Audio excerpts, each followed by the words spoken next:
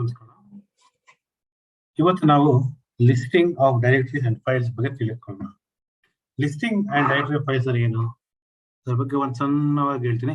ಈಗ ನೀವು ಮನೆಯಲ್ಲಿ ಬಟ್ಟೆ ಜೋಡಿಸಿರ್ತೀರ, ಬಟ್ಟೆ ಎಲ್ಲಾ ಕಡೆ ಕೆತ್ತಿರ್ತದೆ. ಆದ್ರೆ ನೀವು ಅದ್ರ ಒಂದು ಕೆಳಗಡೆ ಒಂದೊಂದಾಗಿ ಬರ್ಬೇಕು. ಅವಾಗ ನಿಮ್ಗೆ ಗೊತ್ತಾಗುತ್ತೆ ಯಾವ್ದು ಎಲ್ಲಿದೆ, ಯಾವ ಬಣ್ಣದ ಎಲ್ಲಿದೆ, ಯಾವ ಸೈಜ್ ಎಲ್ಲಿದೆ ಅಂತ ನಿಮ್ಗೆ ಗೊತ್ತಾಗುತ್ತೆ ಅಲ್ವಾ. ಅದನ್ನ ನಾವು ಒಂದು ಶಿಸ್ತಿನ ಮಾಡೋದನ್ನ ನಾವನ್ನ ಕೆಲಸ ಮಾಡಿದಾಗ ಸುಲಭ ಆಗುತ್ತೆ. ಅದೇ ರೀತಿ ನಮ್ಮ ಹತ್ರ ಒಂದು ಫೈಲ್ಸ್, ಫೋಲ್ಡರ್, ಡೈರೆಕ್ಟರೀಸ್ ಎಲ್ಲ ಇರುತ್ತೆ. ಎಲ್ಲ ಯಾವ್ದಾವ್ದೋ ಕಡೆ ಇರ್ತದೆ. ನಮ್ಗೆ ಯಾವ ರೀತಿ ಬೇಕಾದಿರಲ್ಲ. ಉದಾಹರಣೆಗೆ ನಮ್ಗೆ ಹೊಸದು ಮೇಲ್ಗಡೆ ಬರ್ಬೇಕು, ಹಳೇದು ಕೆಳಗಡೆ ಬರ್ಬೇಕು, ಅಥವಾ ಸೈಜ್ ಪ್ರಕಾರ ಬರ್ಬೇಕು, ಅಥವಾ ಇನ್ನೊಂದೇನೋ ಇರುತ್ತೆ. ಅದಕ್ಕನ್ನ ನಾನು ಒಂದ್ ಕಡೆ ನೋಡೋದ ನಾವು ಲಿಸ್ಟಿಂಗ್ ಅಂತ ಕರಿತೀವಿ. ಓಕೆ, ಲಿಸ್ಟಿಂಗ್ ಟೈಪ್ ಸ್ಪೆಲ್ಲಿಂಗ್ ತಪ್ಪಿದೆ. ಲಿಸ್ಟಿಂಗ್ ಅಂತ ಕರಿತೀವಿ.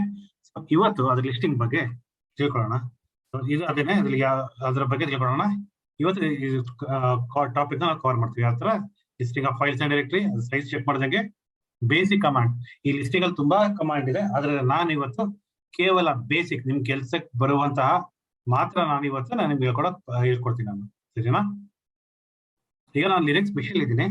ಸೊ ನೋಡೋಣ, ನಾನು PWT ನೋಡಿದ್ದೀನಿ ಯಾವ ಪಾತ್ರ ಇದ್ದೀನಿ. ಸೊ ನಾನು ಟೆಂಪ್ ಪಾತ್ಗೆ ಹೋಗ್ತೀನಿ. ಓಕೆ, ಒಂದು ಟೆಂಪ್ ಪಾತ್ಗೆ ಹೋಗ್ಬಿಟ್ಟು ಏನ್ ಮಾಡ್ತಾ ಇದೀನಿ, LS-L ಅಂತ ಮಾಡ್ತೀನಿ. ಏನಂತಂದ್ರೆ ಲಿಸ್ಟ್ ಮಾಡು ಅಂತ ಹೇಳ್ತಾರೆ ಕಮಾಂಡ್. ಕಮಾಂಡ್ ಲಿಸ್ಟ್ ಮಾಡಿದಾಗ ನೋಡಿ ನಿಮ್ಗೆ ಏನೇನ ಬಂತಿದ್ದು. ಸೊ ನಾನೇನ್ ಮಾಡ್ತೀನಿ, :8 ಅಂತ ಕೊಡ್ತೀನಿ. ಓಕೆ, ತಿರ್ಗಾ ನೋಡಿ ಇದು ಬಂತು.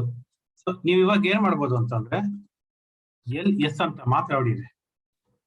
LS ಅಂತ ಮಾಡಿದಾಗ ಏನಾಗುತ್ತೆ, ಬರೀ ಡೈರೆಕ್ಟರೀಸ್ ಮತ್ತೆ ಫೈಲ್ಗಳು ಮಾತ್ರ ಸಿಗುತ್ತೆ. ಅದ್ ಪರ್ಮಿಷನ್ಸ್ ಏನಿದೆ, ಓನರ್ ಯಾರಿದ್ದಾರೆ, ಅದು ಯಾವ ಗ್ರೂಪ್ ಇದೆ, ಯಾವ ಕ್ರಿಯೇಟಿವಿಟಿ, ಯಾವುದೇ ರೀತಿಯ ಮಾಹಿತಿ ಬರಲ್ಲ. ಇದು ನಿಮಗೆ LS ಕಮಾಂಡ್ ಆಗುತ್ತೆ. ಓಕೆ, ಅದೇ ನೀವು L ಅಂತ ಹೊಡಿಬಹುದು ಅಥವಾ LS-L ಅಂತ ಹೊಡಿಬಹುದು. ಎರಡು ಒಂದೇ ಕಮಾಂಡೆ. ಇದು ಕೊಟ್ಟಾಗ ಏನಾಗುತ್ತೆ ಅಂತ ಜಸ್ಟ್ ನೋಡಿ. ಇದು ಕೊಟ್ಟಾಗ ಏನಾಗುತ್ತೆ ಅಂದ್ರೆ ಯಾವ ಫೈಲ್ ಇದೆ ಅದ್ರದ್ದು ನೋಡಿ, ಇಲ್ಲಿ ಓನರ್ ಯಾರು, ಅದು ಯಾವ ಗ್ರೂಪ್ಸ್ ಇರುತ್ತೆ, ಎಷ್ಟು ಸೈಜ್, ಎಷ್ಟು ಡೇಟ್ ಎಲ್ಲ ಬರುತ್ತೆ. ಪರ್ಮಿಷನ್ಸ್ಗಳು ಏನಿದೆ ಎಲ್ಲ ಬರುತ್ತೆ. ಸರಿನಾ? ಸೊ ನಾವೀಗ ಎರಡು ಕಮಾಂಡ್ ಕಲ್ತಿದ್ವಿ. ಒಂದು LS ಲಿಸ್ಟಿಂಗ್ ತೋರಿಸುತ್ತೆ, LS-L ಅಂತ ಕೊಟ್ಟಾಗ ಅದ್ರ ಪೂರ್ತಿ ಮಾಹಿತಿ ನಮ್ಗೆ ಸಿಗುತ್ತೆ. ಈಗ ಇನ್ನೊಂದು ನಿಮ್ಗೊಂದು ಡೌಟ್ ಇರ್ಬೋದು. ಇವಾಗ ಒಂದ್ ಕೆಲಸ ಮಾಡೋಣ, ನಾವು ಏನ್ ಮಾಡವ, LS-LR ಅಂತ ಕೊಟ್ಟು ನೋಡೋಣ. ಈಗ ಒಂದ್ ಕೆಲಸ ಮಾಡೋಣ, ಒಂದು ಫೈಲ್ ಕ್ರಿಯೇಟ್ ಮಾಡೋಣ. ಟಚ್ ಫೈಲ್ 1, ಫೈಲ್ 2 ಅಂತ ಒಂದು ಕ್ರಿಯೇಟ್ ಮಾಡೋಣ. ಓಕೆ, ಸೊ ಹಂಗೆ ಒಂದು ಡೈರೆಕ್ಟರಿ ಕ್ರಿಯೇಟ್ ಮಾಡೋಣ. mkdir/dir ಅಂತ ಒಂದು ಫೈಲ್ ಕ್ರಿಯೇಟ್ ಮಾಡಿದೀನಿ ಇವಾಗ ನಿಮ್ಮ ಮುಂದೆನೆ. ಸರಿನಾ? ಈಗ LS ಅಂತ ಕೊಟ್ಟು ನೋಡ್ತೀನಿ. ನೋಡಿದ್ರ LS ಅಂತ ಕೊಟ್ಟಾಗ ನಮ್ಗೆ ಏನ್ ಬಂತು, ಆ ಫೈಲ್ ಯಾವುದು, ಡೈರೆಕ್ಟರಿ ಯಾವುದು ಎಲ್ಲ ತೋರಿಸ್ತು. ಓಕೆನಾ? ಈಗ ನಮ್ಗೆ LS-L ಅಂತ ಕೊಟ್ಟಾಗ ಏನಾಗುತ್ತೆ ನೋಡಿ, ಯಾರು ಕ್ರಿಯೇಟ್ ಮಾಡಿದ್ದು, ರೂಟ್ ಕ್ರಿಯೇಟ್ ಮಾಡಿದ್ದು, ಟೈಮು, ಡೇಟ್ ಎಲ್ಲ ಕೊಡ್ತಾ ಇದೆ. ಸರಿನಾ? ಆದ್ರೆ ನಮ್ಗೆ ಇನ್ನೊಂದು ಡೌಟ್ ಇದೆ, ಇಲ್ಲಪ್ಪ ನನಗೆ ಅದು ಪದೇ ಮೇಲೆ ಹೋಗಕ್ಕಾಗಲ್ಲ ಅಂತ ನಿಮ್ಗೆ ಇದ್ರೆ ಏನ್ ಮಾಡ್ಬೋದು, LS-LTR ಅಂತ ಕೊಡೋಣ. ಏನಾಗುತ್ತೆ LTR ಅಂತ ಕೊಟ್ಟಾಗ ಹೊಸದು ಫೈಲು, ಕ್ರಿಯೇಟ್ ಮಾಡಿರೋ ಫೈಲು ಕೆಳಗಡೆ ಬರುತ್ತೆ. ನೋಡಿದ್ರ, ಯಾವ್ದು ಹೊಸದ್ ಕ್ರಿಯೇಟ್ ಮಾಡ್ತೀವಿ ಈ ಕಮಾಂಡ್ ಹೊಡೆದಾಗ, LTR ಹೊಡೆದಾಗ ಅದು ಕೆಳಗಡೆ ಬರುತ್ತೆ. ಅಥವಾ LS-R ಅಂತ ಕೊಟ್ರೆ ನೋಡಿ, LS-R ಅಂತ ಕೊಟ್ಟೋಣ, ಅದು ಹಂಗೆ ಆಗುತ್ತೆ. ಈಗ ನಿಮ್ಗೆ ಇನ್ನೊಂದು ಡೌಟ್ ಬರ್ಬೋದು, ಇದು LS-L ಅಂತ ಕೊಟ್ರೆ ಏನಾಗುತ್ತೆ, LS-L ಕೊಟ್ಟಾಗ ಹೊಸದು ಮೇಲೆ ಹೋಗುತ್ತೆ ಹಾಗೂ ಹಳೇದು ಕೆಳಗಡೆ ಬರುತ್ತೆ. LS-LTR ಕೊಟ್ಟಾಗ ಏನಾಗುತ್ತೆ, ನಾವು ಯಾವ್ದು ಹೊಸ ಕ್ರಿಯೇಟ್ ಮಾಡಿದ್ದೀವಿ ಅದು ಕೆಳಗಡೆ ಬರುತ್ತೆ, ಅದಕ್ಕಿಂತ ಮುಂಚಿದೆಲ್ಲ ಹಳೇದೆಲ್ಲ ಮೇಲೆ ಹೋಗಿರುತ್ತೆ. ಈಗ ಉದಾಹರಣೆಗೆ mkdir/dir2 ಅಂತ ಕೊಟ್ಟು ನೋಡೋಣ. ಓಕೆ, LS-LTR ನೋಡಿ, ನಾವು ಹೊಸ ಕ್ರಿಯೇಟ್ ಮಾಡಿದ್ರೆ ಕೆಳಗಡೆ ಬಂತು. ಸರಿನಾ? ಈಗ ಇನ್ನೊಂದು ಕಮೆಂಟ್ ತಿಳ್ಕೊಳ್ಳೋಣ. ಈಗ ಒಂದು ಉದಾಹರಣೆ ಕೊಡ್ತೀನಿ, ಜಸ್ಟ್ ಒಂದು ಉದಾಹರಣೆ. ಇದು ಏನಪ್ಪಾ ಅಂತ ಅಂದ್ರೆ, ಡಿ ಇಂಡಿಕೇಟ್ ಏನ್ ಮಾಡುತ್ತೆ, ಡಿ ಅಂತ ಯಾವುದೇ ಫೈಲ್ ಡಿ ಅಂತ ಇದ್ರೆ ಅದು ಡೈರೆಕ್ಟರಿ ಅಂತ ಗೊತ್ತಾಗುತ್ತೆ ನಮ್ಗೆ. ಓಕೆನಾ? ಇಲ್ಲ ಇನ್ನೊಂದು ಇದರಲ್ಲಿ ಅದು ಬಣ್ಣ ಬದಲಾಗಿರುತ್ತೆ, ನೀಲಿ ಬಣ್ಣ ಇರುತ್ತೆ. ನೀಲಿ ಬಣ್ಣ ಇಲ್ಲ ಅಂದ್ರೂ ನೀವು ಪೂರ್ತಿ ಸೆಕ್ಷನ್ ಅಲ್ಲಿ ವರ್ಕ್ ಮಾಡಿದಾಗ ನಿಮ್ಗೆ ಬಣ್ಣಗಳು ಅಷ್ಟು ಬರಲ್ಲ. ಆಗ ನೀವು ಇದನ್ನ ನೋಡಿ ತಿಳ್ಕೋಬೇಕು, ಡಿ ಅಂತ. ಡಿ ಅಂದ್ರೆ ಡೈರೆಕ್ಟರಿ. ಏನು ಇಲ್ಲ ಅಂತಂದ್ರೆ ಅದು ಫೈಲ್ ಅಂತ ಕನ್ಸಿಡರ್ ಮಾಡ್ತೀವಿ. ಇದು ಬಂದ್ಬಿಟ್ಟು ಇದು ಪರ್ಮಿಷನ್. ಓಕೆ, ಇದು ಯಾರು ಓನರ್ ಅಂತ, ಇದು ಒಂದು ಗ್ರೂಪ್. ಓಕೆ, ಇದು ಬಂದ್ಬಿಟ್ಟು ಸೈಜ್ ಇದೆ, ಇದು ಮಂತ್, ಯಾವ ತಿಂಗಳು, ದಿನ, ಮತ್ತೆ ಇದು ಅದರ ಫೈಲ್ ನೇಮ್ ಅಥವಾ ಡೈರೆಕ್ಟರಿ ನೇಮ್. ಓಕೆನಾ? ಇದೇನೋ ನಿಮ್ಗೆ 6 KB ಅಂತ ಗೊತ್ತಾಯ್ತು. ನೀವು ಇದೇ ಅಂತ ಕಂಡಿದ್ದೀರಾ ಇದಿಷ್ಟು GB ಫೈಲ್ ಅಂತ ನಿಮ್ಗೆ ಗೊತ್ತಾ? ನಿಮ್ಗೆ ಗೊತ್ತಿಲ್ಲ, ಯಾಕಂದ್ರೆ ಇದು ಹ್ಯೂಮನ್ ರೀಡಬಲ್ ರೀತಿ ಇಲ್ಲ, ಮನುಷ್ಯ ಗೊತ್ತಾಗಲ್ಲ ಏನಿದೆ ಅಂತ. ಅವಾಗ ಏನ್ ಮಾಡ್ಬೋದಪ್ಪ ಅಂದ್ರೆ ls-lh ಅಂತ ಕೊಡೋಣ.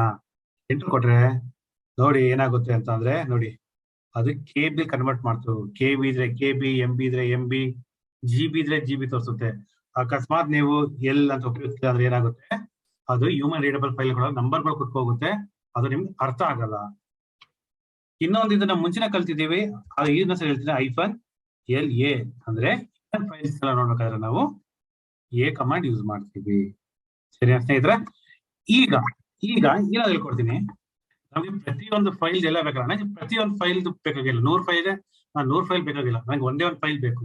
ಹಾಗ ಏನಪ್ಪಾ ಮಾಡೋದು ಅಂತ ನೀವಿದ್ರೆ ls-l ಸ್ಪೇಸ್ ಯಾವ ಫೈಲ್ ಅಂತ ನೀವು ಅವ್ರಿಗೆ ಹೇಳ್ಬೇಕು. ಫೈಲ್ 1. ಅವಾಗ ಏನಾಗುತ್ತೆ, ಫೈಲ್ 1 ಅಂತ ಕೊಟ್ರೆ ಬರೀ ಅದ್ರ ಮಾಹಿತಿ ಮಾತ್ರ ಕೊಡುತ್ತೆ. ನೋಡಿ, ಫೈಲ್ 1 ಅಂತ ಕೊಟ್ಟಾಗ ಅದಕ್ಕೆ ರೀಡ್ ರೈಟ್ ಆಕ್ಸೆಸ್ ಇದೆ, ಓನರ್ಗೆ, ಗ್ರೂಪ್ ರೀಡ್ ಇದೆ, ಅದರ್ಸ್ಗೆ ರೀಡ್ ಇದೆ. ಕೇವಲ ಇದು ಓನರ್ ಗ್ರೂಪ್ ಯಾವ್ದು ಕ್ರಿಯೇಟ್ ಮಾಡಿದ್ರೆ ಅಂತ ನಿಮ್ಗೆ ಗೊತ್ತಾಗುತ್ತೆ. ಅದೇ ರೀತಿ ನಾವು ಡೈರೆಕ್ಟರಿ ಕೂಡ ಡೈರೆಕ್ಟರಿ 1 ಕೊಟ್ಟು ನೋಡೋಣ. ನೋಡಿ, ಡೈರೆಕ್ಟರಿ 1 ಅಲ್ಲಿ ಏನೂ ಇಲ್ಲ ಹಂಗೆ. ಸೊ ನಿಮ್ಗೆ ಏನಾಗುತ್ತೆ ಅಂದ್ರೆ, ನಿಮ್ಗೆ ಏನಾದ್ರು ಬೇಕು ಅಂತ ಅಂದ್ರೆ ನೀವು ಅದೇ ತರ ಸೇಮ್ ಕಮಾಂಡ್ ಅಲ್ಲಿ ನೀವು ಈ ತರ ಮಾಡಿದ್ರೆ ಅದ್ರ ಮಾಹಿತಿ ನಿಮ್ಗೆ ಸಿಗುತ್ತೆ ls-lh ಕಮಾಂಡ್ ನಿಂದ. ಸೊ ನಿಮ್ಗೆ ಎಲ್ಲ ಬೇಕು ಅಂತ ಅಂದ್ರೆ ನಾನು ಮುಂಚೆ ಕೊಟ್ಟ ಕಮಾಂಡ್ಗಳನ್ನ ನೀವು ಮಾಡಬಹುದು. ಇಲ್ಲ ನನಗೆ ಪರ್ಟಿಕ್ಯುಲರ್ ಒಂದೇ ಒಂದು ಆ ಫೈಲ್ ಮಾತ್ರ ಮಾಹಿತಿ ಬೇಕು ಅಂತಂದ್ರೆ ls-l ಅಂತ ಕೊಟ್ಟು ಅದ್ರ ಫೈಲ್ ನೇಮ್ ಕೊಟ್ಟರೆ ಆಗುತ್ತೆ. ಸರಿನಾ? ಬನ್ನಿ ಇವತ್ತು ಏನಾಗ ಕಲ್ತು ಅಂತ ಒಂದು ನೋಡೋಣ. ಇವತ್ತು ನಾವು listing of files and directory ಬಗ್ಗೆ ನೋಡ್ದು. ಅದ್ರ checking and size and other details ಅಂದ್ರೆ ಅದರ್ ಡೀಟೇಲ್ಸ್ ಯಾರು ಕ್ರಿಯೇಟ್ ಮಾಡಿದೆ, ಯಾವ್ದು ಕ್ರಿಯೇಟ್ ಮಾಡಿದ್ದು, ಓನರ್ ಯಾರು, ಅದ್ರ ಗ್ರೂಪ್ ಯಾವುದು ಅನ್ನೋದು ನಾವು ತಿಳ್ಕೊಂಡು. ಇದ್ರಲ್ಲಿ ಮುಖ್ಯವಾಗಿ ಬರುವಂತ ಕಮಾಂಡು ls-l. ಇದು ತುಂಬಾ ಮುಖ್ಯವಾದಂತ ಕಮಾಂಡು, ಬೇಕಾಗುತ್ತೆ. ಅದು ಬಿಟ್ಟು ನಾವು ಯಾವ್ಯಾವ್ದು ಕಲ್ತು ಅನ್ನೋದ್ರ ಬಗ್ಗೆ ನಾವು ಗಮನ ಕೊಡೋದಾದ್ರೆ ls-a ಇಂದ ನಮ್ಗೆ ಏನಾಗುತ್ತೆ, ಹಿಡನ್ ಫೈಲ್ಸ್ ಗಳು ಗೊತ್ತಾಗುತ್ತೆ. ls-lh ಏನಾಗುತ್ತೆ, ಹ್ಯೂಮನ್ ರೀಡಬಲ್ ಸೈಜ್ ಏನಿದೆ ಅದನ್ನ ನಾವು ಹ್ಯೂಮನ್ ರೀಡಬಲ್ ಆಗಿ ಕನ್ವರ್ಟ್ ಮಾಡಿ ತೋರಿಸುತ್ತೆ. ಅದು GB ಇದೆಯಾ, KB ಇದೆಯಾ, MB ಇದೆಯಾ ಅಂತ. ls-lt ಯಾರು ಅಂತಿದ್ರೆ ಏನಾಗುತ್ತೆ, ಅದು ಲೇಟೆಸ್ಟ್ ಯಾವ್ದು ಕ್ರಿಯೇಟ್ ಮಾಡಿದೆ ಅದು ಕೆಳಗಡೆ ಬರುತ್ತೆ, ಹಳೆದೆಲ್ಲ ಮೇಲಿರುತ್ತೆ. ಹಾಗೆ ls-l ಕೂಡ ಅಷ್ಟೇ, ಹೊಸದು ಮೇಲೆ ಇರುತ್ತೆ, ಹಳೆದು ಕೆಳಗಡೆ ಇರುತ್ತೆ. ನಿಮ್ಗೆ ls ಅಲ್ಲಿ ತುಂಬಾ ವಿಧವಾದಂತಹ ಬೇರೆ ಬೇರೆ ಕಮಾಂಡ್ಸ್ ಗಳಿದೆ. ಅದು ಕಮ್ಮಿ 15 ರೀತಿ ಕಮಾಂಡ್ ಇದೆ. 15 ರೀತಿ ಕಮಾಂಡ್ ನಮಗ್ ಬೇಕಾಗಿಲ್ಲ. ನಮಗ್ ಬೇಕಾಗಿರೋದು ಮುಖ್ಯವಾದ ಕಮಾಂಡ್ಗಳ ಬಗ್ಗೆ ಮಾತ್ರ ಮಾತಾಡಿದ್ದೀನಿ. ಮುಂದಿನ ವಿಡಿಯೋಸ್ ಇನ್ನೂ ಹೆಚ್ಚಾಗಿ ತಿಳ್ಕೊಳ್ಳೋಣ. ಧನ್ಯವಾದಗಳು.